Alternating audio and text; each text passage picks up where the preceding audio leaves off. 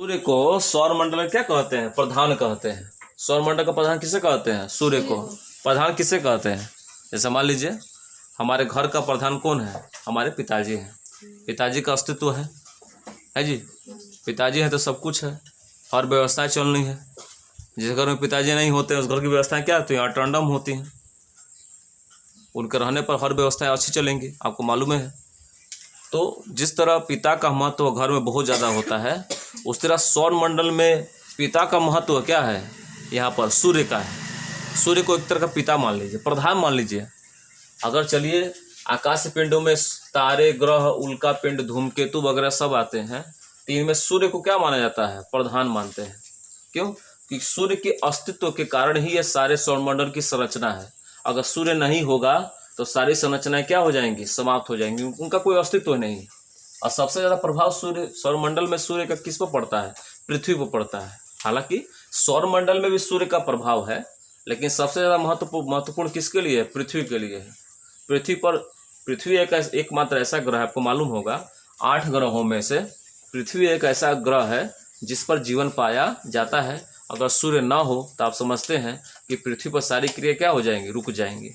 और सबसे आसान तरीका ले लीजिए, अगर पृथ्वी पर अगर सूर्य ना हो, पृथ्वी पर अगर सूर्य का प्रकाश ना पहुँचे, तो सबसे पहली बात, सबसे छोटी बात हम ले रहे हैं, पहली और छोटी बात, कि प्रकाश संश्लेषण की क्रिया पेड़ पौधे नहीं कर पाएंगे। और जब प्रकाश संश्लेषण क्रिया नहीं करेंगे तो बताइए ऑक्सीजन ये छोड़ेंगे? नहीं छोड़ेंगे। अगर करते हुए तो बहुत कम मात्रा में छोड़ेंगे। वायुमंडल में ऑक्सीजन की क्या हो जाएगी? कमी हो जाएगी। और कार्बन डाइऑक्साइड क्या हो जाएगा? बढ़ जाएगा। जब कार्बन डाइऑक्साइड गैस बढ़ेगी तो क्या हम उसे सांस लेंगे?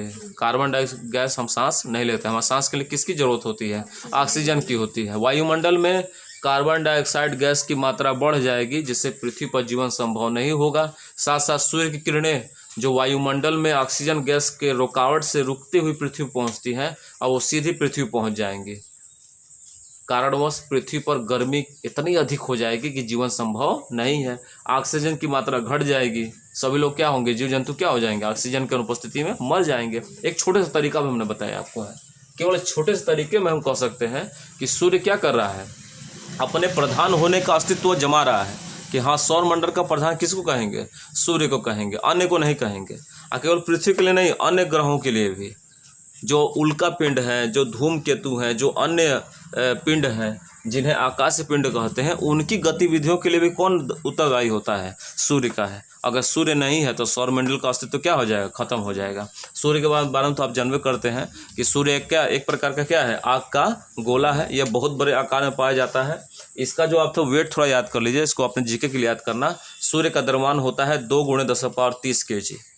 ये अनुमानता है, कोई फिक्स नहीं है, इसको आप याद कर लीजिए। सूर्य का वेट कितना होता है? 2 × 10⁻30 kg। और सूर्य का जो व्यास होता है वो व्यास कितना है? 13.92 × 10⁸ मीटर का होता है। मतलब एक मान लीजिए सूर्य इस प्रकार है, तो सूर्य एक तरह का गोल है, गोल आकृति है। तो इसके एक सिरे से दूसरे सिरे के बीच की दूरी कितनी है? 13.92 × 10⁸ मीटर का है। ये सूर्य का व्यास है और ये सूर्य का द्रव्यमान है। अब इतने बड़े अस्तित्व में होने के कारण हम मानेंगे कि सौर मंडल का प्रधान किसे कहते हैं? सूर्य को कहा जाता है। कोई दिक्कत इसमें है? चलिए।